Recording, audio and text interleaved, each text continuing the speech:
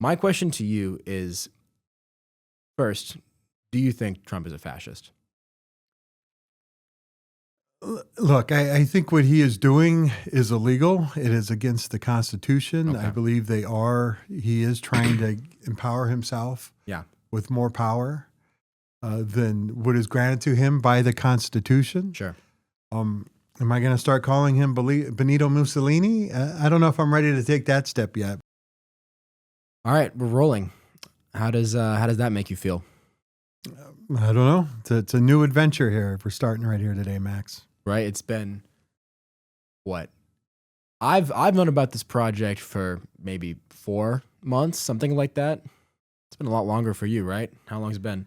I don't even remember. I just I reached out to Damien, who had asked me to be on a podcast that he had was doing before, and I kind of just wanted to pick his brain about kind of the idea of starting something and kind of really how would it work and what do you do and how do you even get it on the air and he just kind of proposed to me this idea of like, well, maybe we should do yours and we could do this and like you could work with us. And, I had a guy that I had met before had said, oh yeah, if you're going to do these things, the podcast, the social media, he's like, you got to do it, find some young kids that you can work with that know what they're doing. Sure, yeah. That's why I'm here.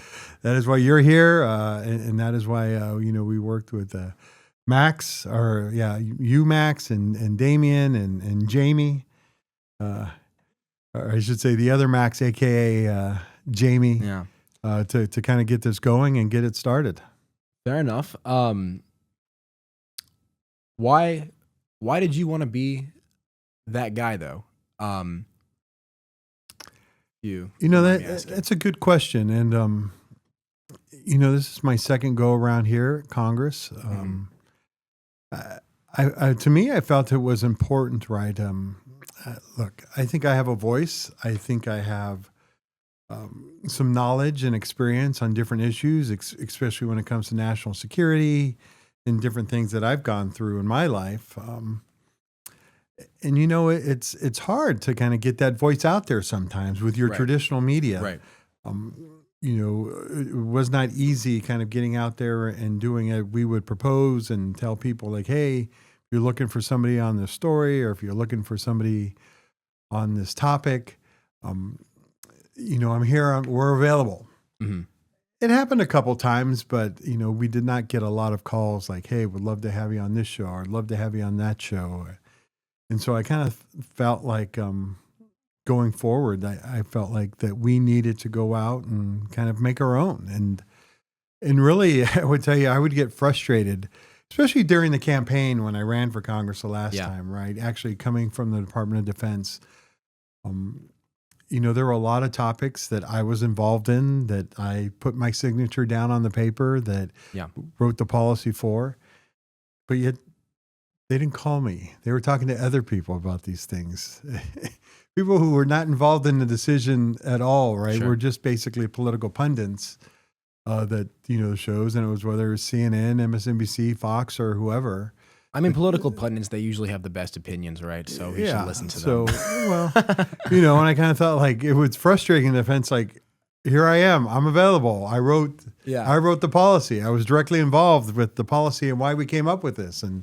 But yet they're talking to other people about it. And some of the feedback we would get during the campaign was like, well, you're running for office now. And then if they have you on, then they feel they might have to give time to your opponent as well. And, it was just like, whatever.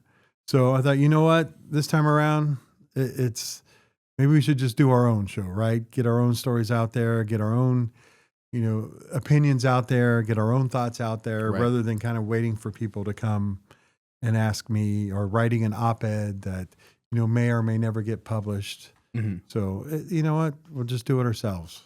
Yeah. Well, getting your opinions out there and that level of transparency is something I've always been an advocate for. For those of you listening to the first time today, you might not know who I am, but there's a chance you've seen my face before. My background is I've built a TikTok and media page called Left Middle Right during my time in college. We've gotten over 90 million views on TikTok alone, and we've done that a lot by just going to different campuses in the area and talking to people about anywhere from slavery reparations to tax bills. And, obviously you talked a bit about old media and the way in which you have these 3-minute press hits, and sometimes people, they might want to talk to your opponent, right? Why would anyone ever want to do that? And I'm a big advocate for what we're doing here with new media and making this as transparent as possible. That being said, I get your play on how having your own show is great, and it's a great opportunity, but we're in an interesting time right now in America. Interesting is kind of a loose word to use. I think Donald Trump is a fascist. I am upset with what's happening in our government right now.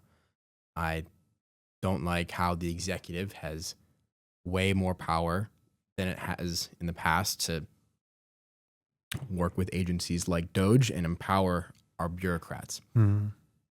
My question to you is, first, do you think Trump is a fascist? Look, I think what he is doing is illegal. It is against the Constitution. Okay. I believe he is trying to empower himself with more power than what is granted to him by the Constitution. Sure.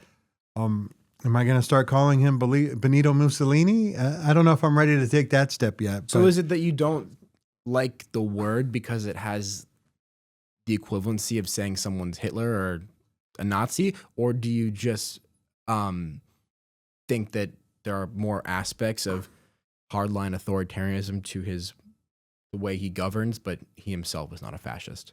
Look, I think he is taking those hardline steps, right? I think if he gets to that point, maybe he will become, and then we'll start using that word fascist. But, as for right now, I don't want to say I'm going to give him the benefit of the doubt, because I think we are kind of headed down a path that I don't want to see. And we've kind of talked about this before, just me and you, that,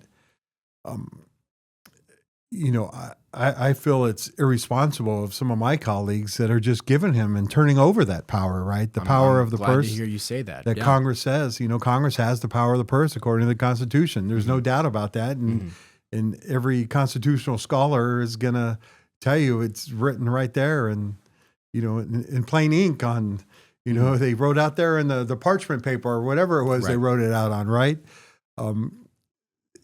Congress has the power of the purse, and some of my colleagues are turning that over to him. Sure.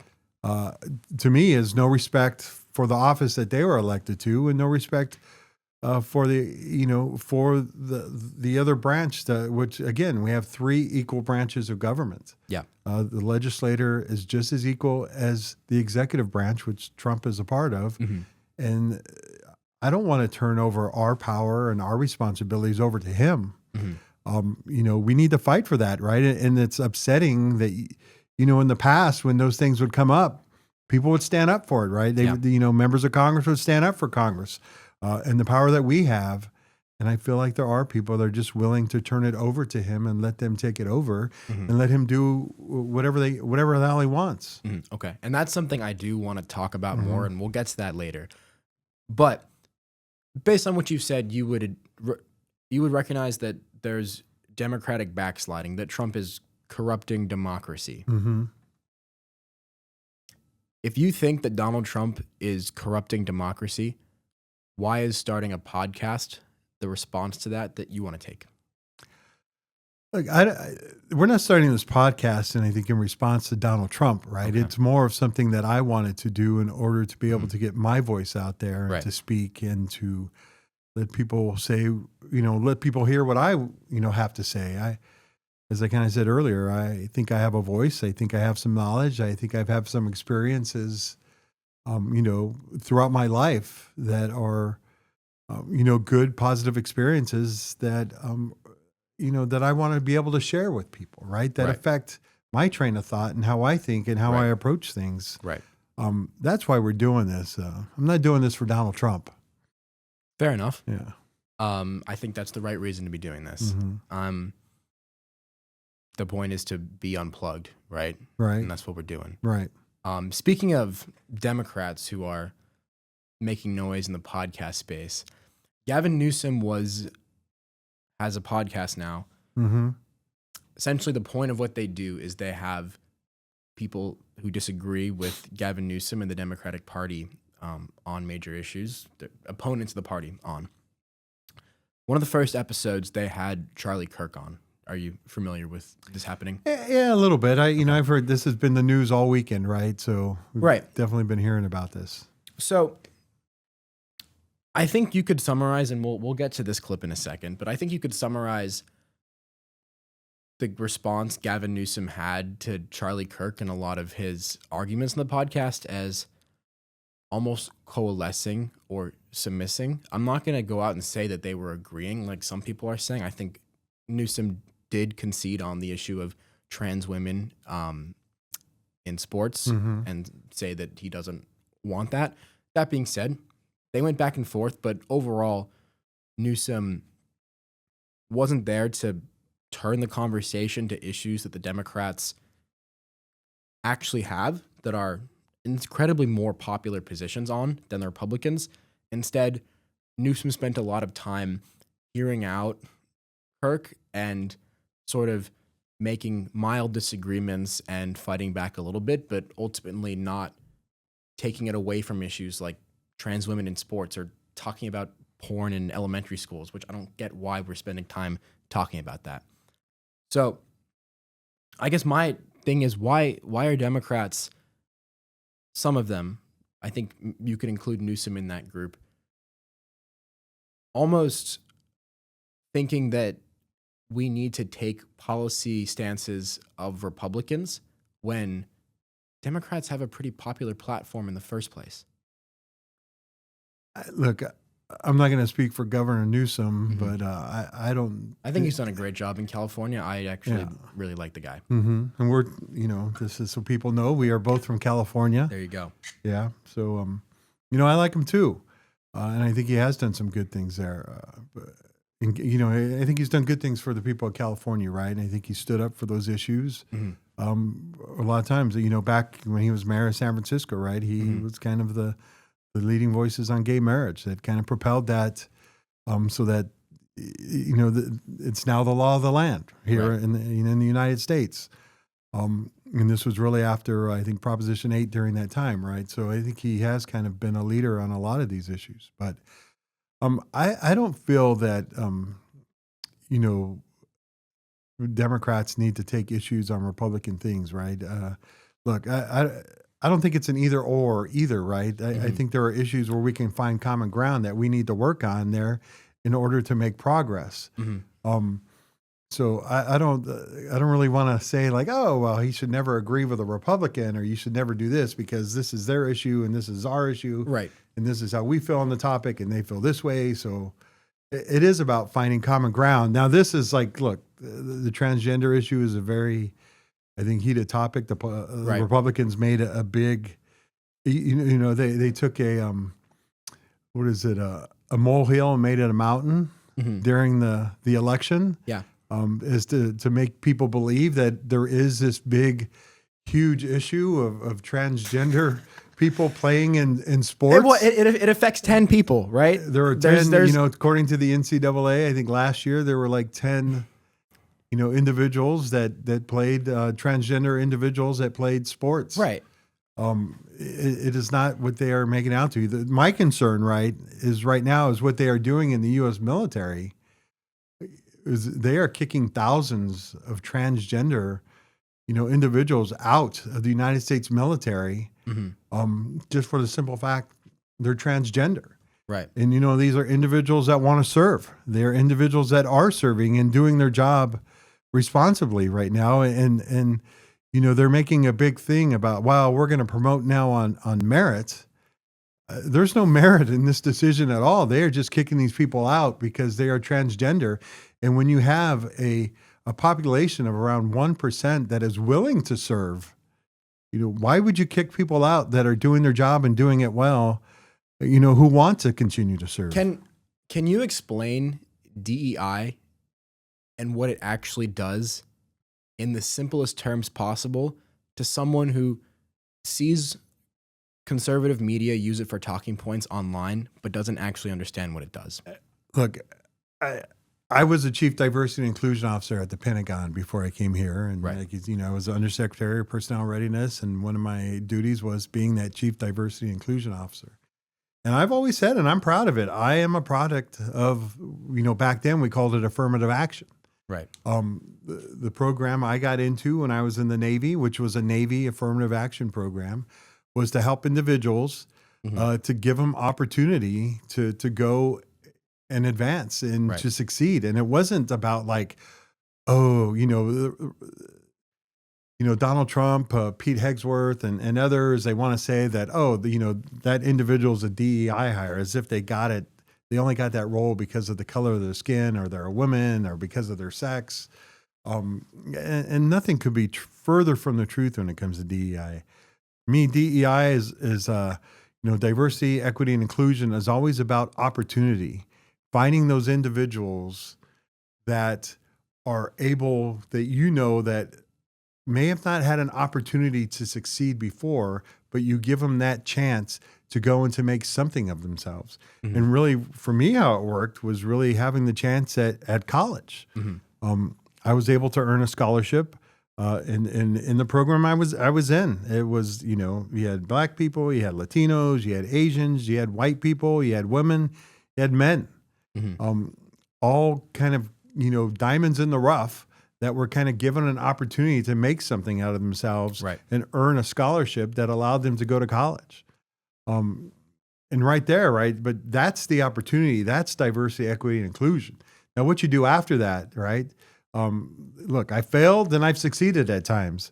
That was all on me, and that was all through my merit and things that I've done right there. But that had, any success I had nothing to do with the diversity. Any fail that I had nothing to do with diversity. It was all about me and really, based on what I've done or what I haven't done. But the diversity, right, is really about the opportunity that I was given a chance to go to college, a chance to really be out there and do something that really wasn't in my future. Nobody in my family had gone to college before. I was the first in my family to do this. That was the DEI, right? Just giving me the opportunity to go out there and succeed. And many of those people that I went through this program with have gone out there and done great things. CEOs of companies. They've been, local elected officials. I've been in Congress. I was the Undersecretary of Defense. These this is our opportunity, right? Our opportunity was having that chance to go in there and make something of ourselves and kind of giving a role. But after that opportunity, everything else was based on merit. So, and that's the point, right? It's about creating merit. It's about creating a meritocracy. And this is what I've never understood with Republican logic on these talking points related to DEI and affirmative action. Because the Republican Party claims to be about meritocracy. They claim to be about creating America where if you work for your opportunities, you can have them. But the main reason over anything else that I, as a 22-year-old, getting into politics, trying to figure out where I stand, and throughout this point in my life have overwhelmingly stood with the Democratic Party on issues. Don't get me wrong, the Democratic Party has their issues, but I've always got the sense the Democratic Party is about creating meritocracy. It's about creating opportunities for the people who need it. Right. And that's what DEI does, right? Right. You have someone who needs to be put into a hiring practice at a company that's going to be more favorable to a person who might not be noticed otherwise, but work for their opportunity, as opposed to someone who's has 3 family members working there. That's DEI. And I don't see how that doesn't make our country better. There are companies out there that were doing this, and a lot of them are backing away from that, and I think that's unfortunate, right? But, I talked to some people at a company before, and I won't say who it was, but, they noticed that, they had women working in the company, but women weren't advancing. Right. Right. And they know they had a lot of women within that company who had a lot to offer that could make a difference. And so they built a program to expose a lot of these, these women individuals to parts of the company that they normally probably would not have been exposed to before, right? They brought them in to be part of meetings. They brought them in. They gave them a mentor that was. Well, that's all right. That's part of what the podcast is, right? We make these little kind of airs and things happen right there. Yeah. But come on, Jamie. They gave them a mentor that could work with them to kind of help them, guide them through, the process of what it would like and to kind of move up. And again, right, once they were kind of given that opportunity, whether they succeed or not is based on their merit and how well they do their job. And the crazy thing is that, and even in the military, we found this out, right? But there was data after data, report after report that shows, diverse teams perform better than teams that are not diverse. The Marine Corps did a study, right, that found that when they have women involved in their teams, those teams are better performing than teams without women. And so, well, that goes against Republican cultural ideas, right? That we should embrace different ideas about how to live our lives. The thing that I notice with close friends that are conservative is they don't value a novel experience or a novel idea as much as they value putting a preordained set of traditional beliefs onto a situation and evaluating it that way. For example, I have a close friend who is pretty conservative, didn't always be that way. This person saw reels of transgender people on Instagram. This person also has very culturally conservative values. And the person sees this happening and they're like, okay, well, people are different. These people are weird. Why should I accept this? Why should I think this is okay? So as a result, they're against gender affirming care for someone who's a minor and the laundry list of issues on this topic. And my reason I bring this up is because I think that's the general ideological framework that conservatives apply to understanding what's right and wrong in situations, as opposed to us on the left who have a lot more value and empathy for different perspectives. I'm not saying that the way conservatives see this inherently makes our country worse, but I think in the way our society currently works with such a diverse country and different groups of people, it's problematic. Yeah. And it's something to consider when having these conversations with conservatives because it's the way their brain works.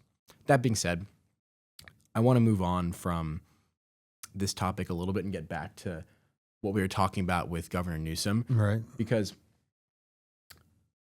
him and Charlie Kirk, again, went back and forth for a while, but I was not happy with the way Newsom responded to a lot of his talking points. Let's go back here and play this clip real quick.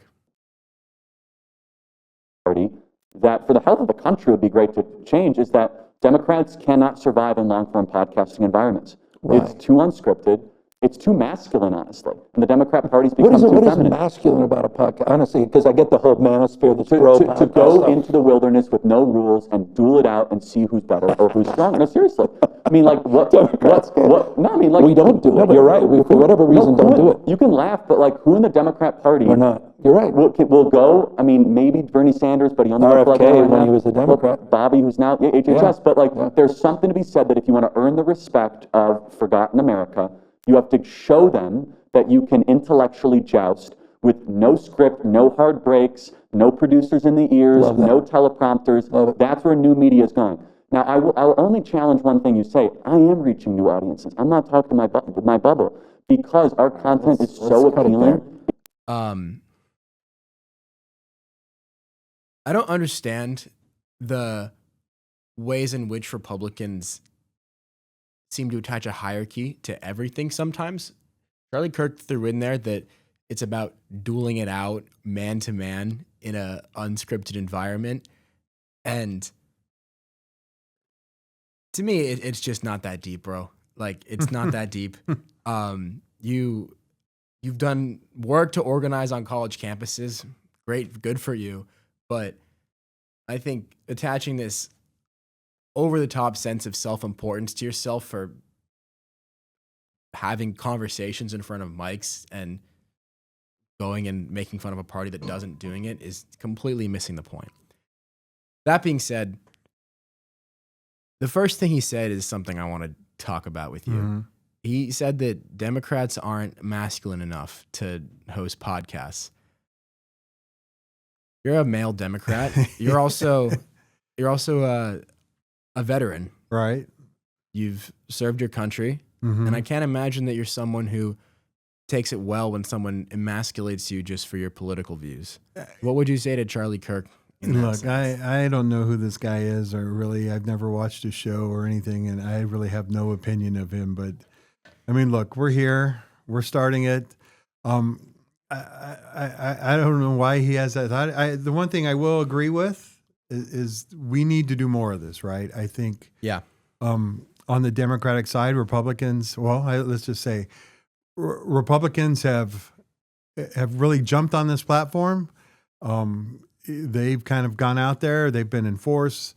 I remember Matt Gaetz had a podcast. I think Ted Cruz had one. A number of Republicans out there have kind of gone out there and done it, right? And we have not. I think we've kind of, for whatever reason, have not, have kind of taken more of the traditional kind of steps of trying to do that media more.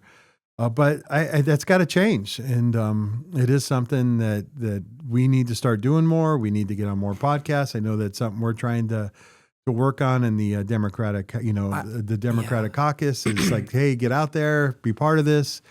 But I don't think it has anything whether or not, whether you're masculine or not.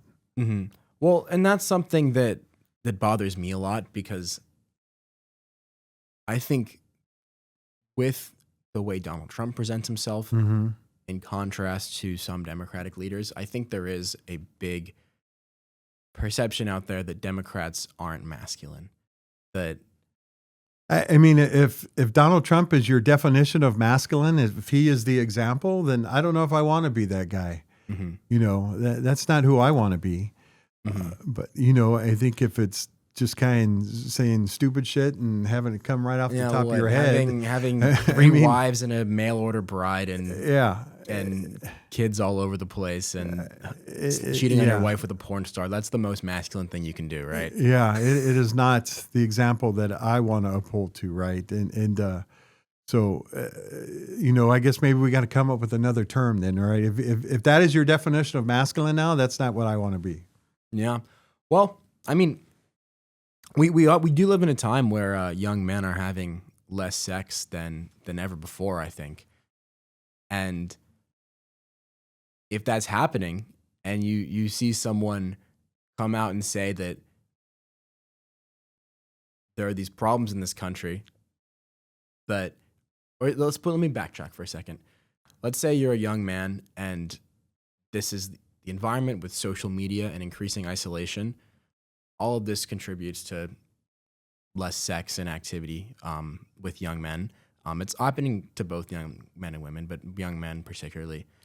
And then you see rhetoric from the other party, the Democratic Party, particularly on the left sometimes, that tells young men that they shouldn't give their opinion, that their opinion doesn't matter. Or who's saying that? Democrats? Republicans? I think there's a perception. I'm not saying anyone in particularly in government is saying that institutionally. Mm-hmm. But what I am saying is that I think if you, in some spaces with certain, you call them social justice warriors or people further on the left, young men will get the perception that, oh, there's a movement away from like saying what I think matters. And I don't think it's true at all. I think young men and men overall still hold so much power professionally and institutionally in the society that it doesn't even make sense.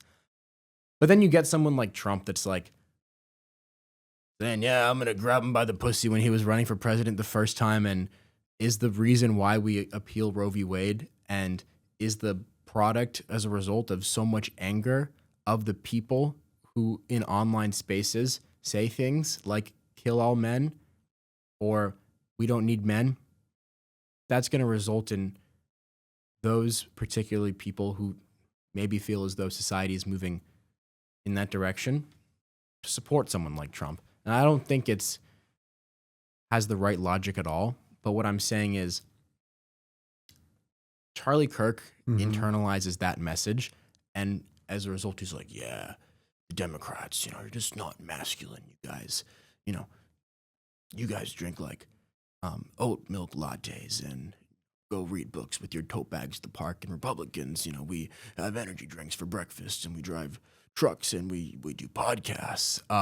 And, it's, again, not actually rooted in what the definition of masculinity should be. Right. Because my definition of masculinity is a man who's able to put and does put other people before himself. That doesn't describe the Republican Party. Yeah, I mean, right, masculinity to me is the same way, right, as somebody who's able to provide for his family, to take care of himself, to have responsibility. To me, that's the definition of masculinity. Right. It's not, ensuring your wife is, barefoot and pregnant in the kitchen, or telling you or somehow feel that you have to put women in their place. And look, they got this bro culture now they're talking about, and I don't know if that's just some kind of reaction to the feminist movement that's been kind of going on there. You're right. It is. For years or whatever, right? But everybody wants to be treated with respect, whether you're a man or a woman, right? And a woman should have every right to succeed as a man. And I don't think anything has kind of been pushing or really stopping men from succeeding. It's like, you look at them. I always use the military, right, as kind of like, I always say the military is a microcosm of the rest of the country. How so? What is going on in the military it's going on in smaller portions, but it's the exact same thing that's happening actually in the rest of the world, right? The military is facing mental health issues, right? It's not just something that it's happening in the military on a smaller scale, but it's happening in the rest of the country as well. But you look at who's the leadership in the United States military, and it's like around 95% white men. It's pretty much what you're seeing in corporate America too, right? Yeah. Does that make our military more masculine, you think? No. Okay. Why? Because I think some people, I think some people like, kind of feel like that's the thing, right? If like, oh, we got a woman admiral who's the chief of naval operations. Oh my God, how did we get to this point to where we're letting a woman lead our one of our military branches? And they kind of might see that as like somehow it's the Navy is not masculine anymore because of that view, or because they have a woman that's in charge. Or same thing with the Coast Guard. They got rid of the commandant of the Coast Guard, who was a woman as well. It's just look, everybody deserves the same access and opportunity to succeed as anybody else, and they shouldn't be denied that right because they're a man, a woman, because they're black, white, Latino, Asian. They all deserve, the equal chance to succeed. That's why it's diversity, equity and inclusion, right? We want a diverse population. We want diversity. We want everybody to have the same equal chance, and we want it to be inclusive of everybody. And that's what it should be. And they want to say that, it's anti-racism, but it's not, right? It is, when you're denying people a chance to succeed, there's your racism right there. Time for a quick message from our sponsors. This episode of Who Dem is brought to you by Elect Dems Now. We all know that podcasts are the future. They give us the chance to connect with our elected officials like never before. That's why Elect Dems Now is committed to helping voters engage with the people who represent us. Supporting organizations that bring us closer to our representatives is crucial to advancing and advocating for the change we want to see. Whether it's $5 or $50, every donation to Elect Dems Now helps shape our future and ensures a country we can all be proud of. Your support sends a clear message to candidates and elected officials. Connecting with you means connecting with America. To contribute and make a difference, visit electdemsnow.org today. Your donation helps build a world where we are all connected. Paid for by Elect Dems Now, electdemsnow.org, not authorized by any candidate or candidates committee. Yeah, this is something I've been trying to understand about our country, because I'm never going to go out and say that any group of supporters or voters or average Americans is the enemy on a given issue, because they're not. Big kumbaya moment, whatever. But we truly are, in the country together. So that's led me to ask, okay, well, why do white voters or Republican voters or male voters want to support a party that says, okay, no DEI, no affirmative action, no programs that are specifically geared towards benefiting disadvantaged minorities? Because based on what I've learned just from talking to you, but in general, my view is that these programs make our meritocracy better. And I think it goes back to the fact that in the first place, a lot of people in this country are struggling just on their own. There's a good nonfiction novel by Arlie Hochschild called Strangers in Their Own Land. And it details interviews she does in Louisiana with different people who've been affected by chemical pollution and corporate power in the region that has taken jobs and harmed the local economy. But the most important metaphor that she uses is talking to one of the interviewees of someone who had turned more to the right, of a long line going over the hills that represents the American dream. And the front of the line is achieving the American dream. And, you as a white, rural Louisiana person are waiting in this line, and then all of a sudden you see people getting cuts in the line. And those cuts are programs like affirmative action and now DEI and inclusion programs that help people who are disadvantaged minorities in our country.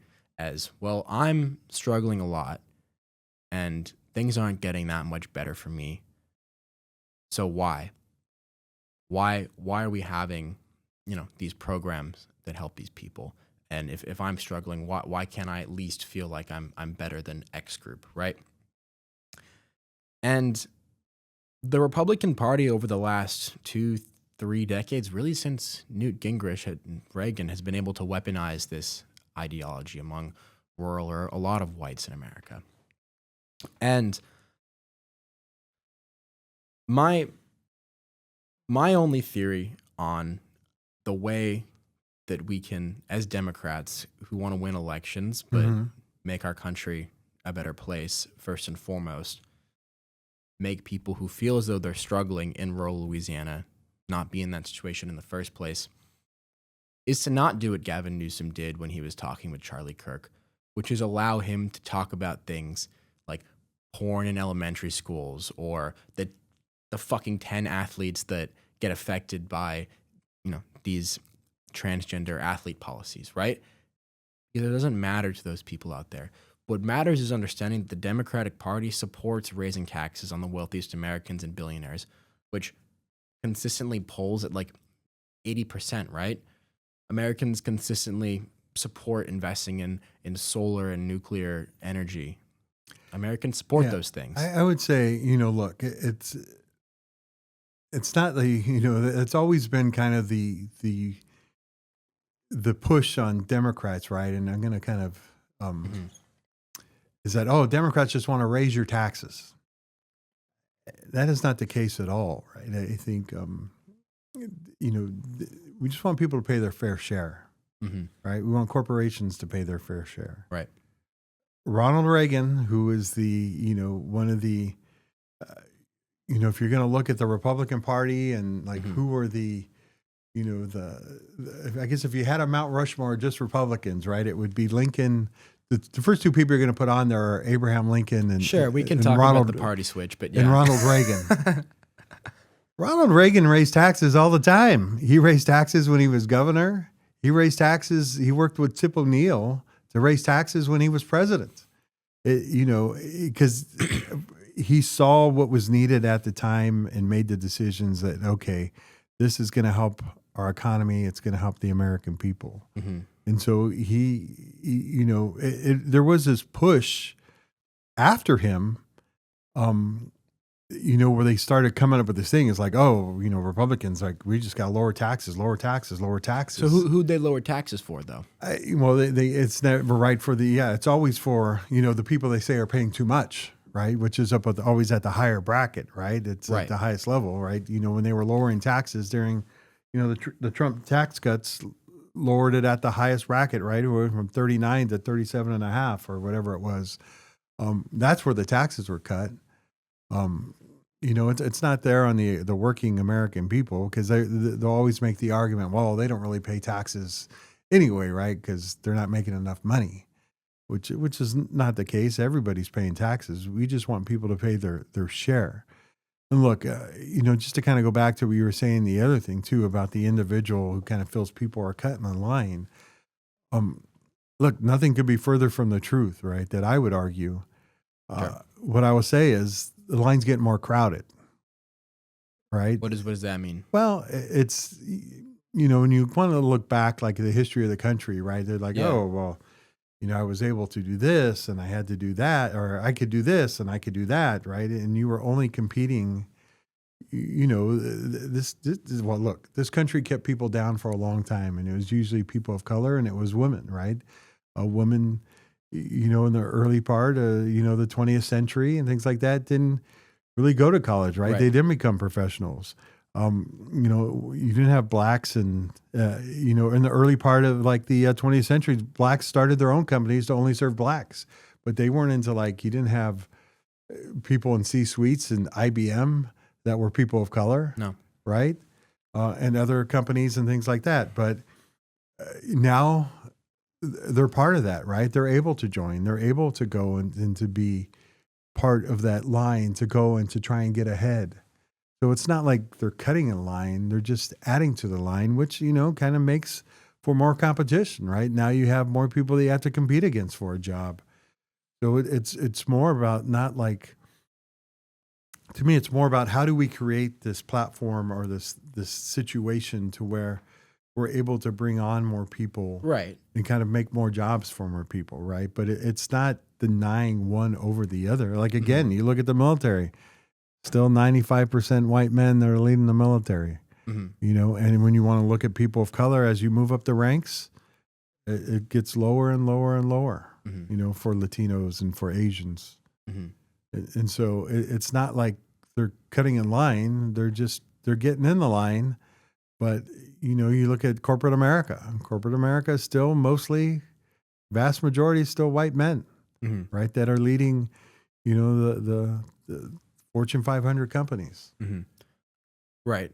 And I think what you described is a discomfort with our meritocracy growing and accepting more people, which again is ridiculous to me, because Republicans in the first place are about achieving what anything is possible, right?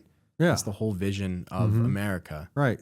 And again, to go back to one of their, their pioneers right there on the Republican Mount Rushmore, Ronald Reagan saw the impact that immigrants make to this country.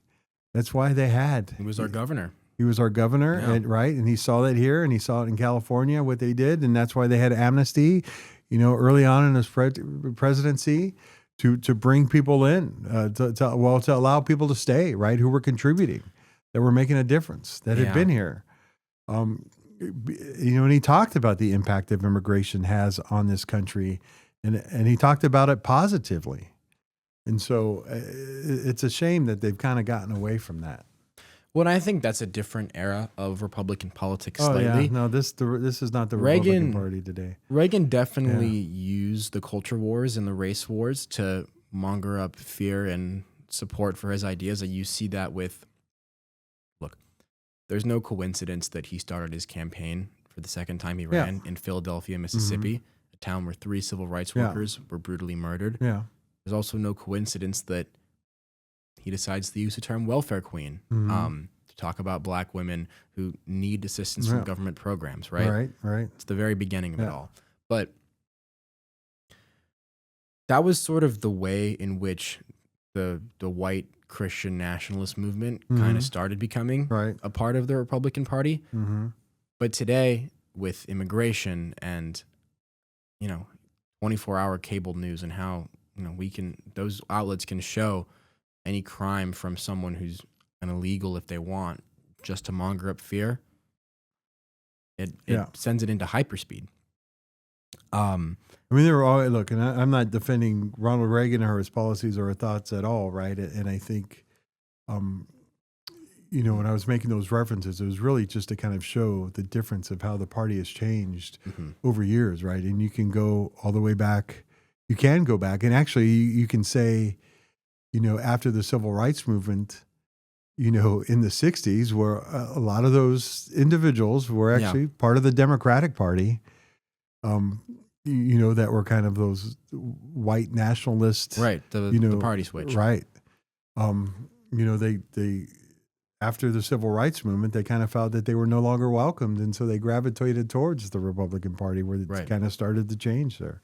Yeah, and, we had a Republican Party that was about freeing the slaves, and now we have free slaves, and we have a Republican Party that's about gutting the government programs that are there to support them. Yeah. But speaking of government programs, something interesting happened at Trump's joint address to Congress on Tuesday. Representative Al Green stood up in protest of Trump's support to Medicare, and he was removed and eventually censored by the House of Representatives. All the Republicans, I believe, voted for it. If I'm wrong, I think they all did. And 10 Democrats also voted to censor him. What's your thought on what Rep. Al Green did and how the parties, how it's been received so far? What's your take on him? I mean, look, I think you'd have to ask him why he did it, and I think he's kind of been explaining that in the media as to why he did it. I think, I would only go with what he said, is that he kind of felt there was a need in order to speak there because, Donald Trump was going after Medicaid, was going after health care, and I think if you kind of look at the CR that they put forward that has, $13 billion in cuts, which are going to go to health care, not only to like Medicaid, but also to the VA. I guess maybe he had a point, right? It was there. And I know there were a lot of people, I think, that were kind of upset about it, but, look, some people thought maybe there was another way he could have done this or that or whatever, but, I didn't vote for the censure. It was something, again, maybe we can get him on the show one time, right? To kind of talk about it and explain it. But, he's the one that needs to kind of speak up as to why he did it and for. But you were also, I saw some Democrats had the signs that said false or save Medicare. But you were also heckling the speech, I believe. I don't think I wouldn't call what I was doing heckling, right? I wasn't. You were shouting something. What were you shouting? Look, I shouted out lies, and it was hard. I mean, to sit in there and to kind of see what he was doing, and just I want to give Donald Trump the benefit of the doubt to think he's not that ignorant and uninformed to think that actually there were thousands and thousands of people that were over the age of 100 that were still collecting Social Security. I mean, that's already kind of been proven or shown, right? That it's, hey, that's not true. This is the thing that happens there with these old, and look, these old computer systems are all throughout the government, right? They got them at the Department of Defense too. They're at the IRS, and they're one of the reasons they're so old is because they spent years upon years of kind of not upgrading them when they should have. Yeah. And so they're stuck with these old things. these old systems that I mean, they're working still, but they're old. And so it doesn't account for when people go, right? I mean, we had this problem with Y2K, right? It was none of the computers were there. We're kind of, all the computers are fixed to kind of only the last 2 years. So they thought we were going to go back to 1900 and then what was going to happen then? It was this big old scare that we had, right? But for him to actually kind of think that, to believe this, then it means he's just really, lying. Really stupid, or he's just lying, right? Yeah, I don't know. What do you think it is? I think it's probably the first one. I think he was lying. Yeah. So exactly what I said. I said he was lying. Lies is what I was shouting. And then when he rambled off about all this, the fraud they're finding in the government, right? Just more lies, because that's already kind of been proven too and shown, right? That Doge is not finding all these things, and they're counting contracts that have already expired, or they're double counting things. And one of the things I shouted was, if you're going to list all this fraud, I said, don't forget the $400 million Tesla contract, right? Which has kind of been out there in the papers too, that they actually kind of bumped that up from, I think it was originally they were talking about 400,000 or something, and then it kind of went up to 400 million. They stopped that one, but count that with the rest of the things that you're saying are fraud. Yeah, I don't know how long this Trump Elon Musk love story can continue. Yeah. Well, there's one thing that we know from Donald Trump, right? There's always a love story that starts out, and you can see it with General Mattis, who was his first, Secretary of Defense. He's my mad dog. This guy's my mad dog. He's my guy. And then 2 years later, he was like the worst. According to Donald Trump, he was the worst, Secretary of Defense we ever had in the country. Yeah, well, it's a loyalty thing, right? You can't cross his loyalty, right? And with Elon, Trump hasn't been seeming to want to cross the loyalty, but Thursday, a couple days after his speech, there was a meeting at the White House with Elon, Trump, and his cabinet officials, and Marco Rubio and Elon Musk are going back and forth. Marco Rubio is furious and finally speaking his mind that Elon Musk has forced him to make these fires in his agency and is wanting more people fired at the State Department. And Marco Rubio wants to do his job, right? And Marco Rubio finally hits it back, and Trump's here moderating. And Trump finally said that Doge has the ability to make recommendations, but ultimately it's up to the officials who run their agencies do their jobs. So I guess my question is, is Trump, do we think this is going to last with him, Elon? And why would he even be motivated to not be his best friend in the first place? I think it'll last as long as it's beneficial to Donald Trump. Yeah. Right. So as long as he's able to kind of use him and kind of keep it going and it's beneficial to him, then Elon Musk will be around. Yeah. As soon as, again, as we look at his past and his experiences, right? As soon as he crosses a line or there's a lack of loyalty towards Donald Trump, or he no longer serves his purpose, then Elon Musk will be no more Doge, or he'll put somebody else in charge, or who knows. That's the crazy thing too, right? Is, Elon Musk is running it, but yet he's not the official in charge. And Trump loves that Elon can take all the flack and all the... Oh yeah. Well, no, that's another thing right there. Donald Trump never takes responsibility for anything, right? It's always somebody else's fault. And that's not a quality of a masculine man. That's what I would say. When you look at there's a Donald Trump. Henry Truman used to have, a sign on his desk, right? The buck stops here, meaning, it's me. It's like final decisions, they're mine, right? And, right. And I remember watching it was a movie about him, kind of based on the book about Harry Truman. But they made a great documentary, which is part of the American Experience, and then they made HBO made a movie about Harry Truman. But there was a great line in that movie he was talking to one of his advisors and said, like, hey, I make decisions. I'm here to make decisions. Mm-hmm. And then I'm kind of paraphrasing right here because I don't remember exactly word for word, and then so the advisor said, well, what if it's the wrong one? Well, then I'll make another one, right? To me, that was kind of like, that's what leadership is about, right? It's like you lead and you take responsibility.